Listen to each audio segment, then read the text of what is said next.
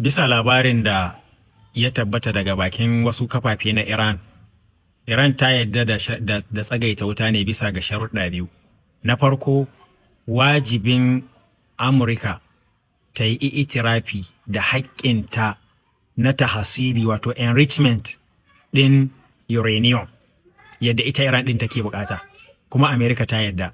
Na biyu kuma, wajibin Isra'ila ne ta biya ta diyar ɓannar harinta da ta kai mata a ranar farko, wanda duk shi ya haddasa waɗannan abubuwan. Kuma Amurka sun ba da baki cewa Isra'ila ta yadda. Manufofin da Isra'ila ta shiga faɗan nan sun kai shekara 20 suke neman su ga sun cin masu a kan Iran. Su ne manufofi na ɗaya, wato ƙare ko kuma mu ce dagargaza da tarwatsa duk wani mashru'i na abin da ya shafi nukiliyan Iran, su ga sun tarwatsa shi. Na biyu kuma rusa shirin missiles ɗin Iran, wato Iran ta bar kera missiles masu dogon zango. Na uku shine regime change, wato canja nizamin da ke mulki a nan Iran din. Na hudu shine katse alaka Iran da abin da suke ce wai hannayen Iran, wato hulafa din Iran a cikin yankin Larabawa, suna nufin irin su Hezbollah, irin su Ansarullah, irin su Hashrus Shabi da sauransu.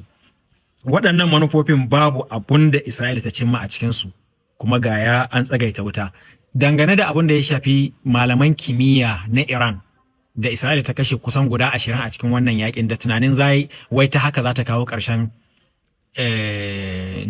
ƙere-ƙeren Iran na gefen nukiliya. Iran tana da malaman nukiliya sun kai 10,000, ƙarƙashin su akwai dubban ɗalibai da suke reno.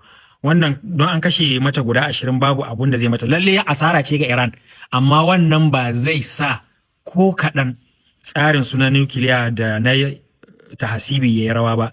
Amma taɓaran Isra'ila su kuma asarorin da suka ɗauka da waɗanda suke ɗauka, waɗannan tsayawa ma a yi lissafin su ɓannan lokaci ne. Babba daga ciki shine suna fuskantar haɗarin rushewa, da haɗarin yamutsewa tattalin arzikinsu, da haɗarin ɓarkewar yakin basasa na cikin gida. Abubuwa ga sunan da kuma kamfanoninsu yanzu kasuwancin da suke yi zai rushe, masu sayan kayansu da yawa ba za su saya ba saboda dama suna ƙarye security ne, ƙarye ƙere-ƙeren kayan softwares da sauransu, musamman kamfanin Pegasus da kamfanin Rafael, waɗanda wancan na ƙera Iron Dome, yanzu Iron Dome ta zama Paper Dome don haka ba wanda zai saya. Don haka wannan ba ƙaramin nasara ba ce ga Iran, ba ƙaramin roƙushi ba ne ga Isra'ila, kuma ƙarshen roƙushin Isra'ila shine samun 'yancin Falastinawa, wanda ya tabbata a cikin tsinuwar 80, wato la'anatu 80 na sana,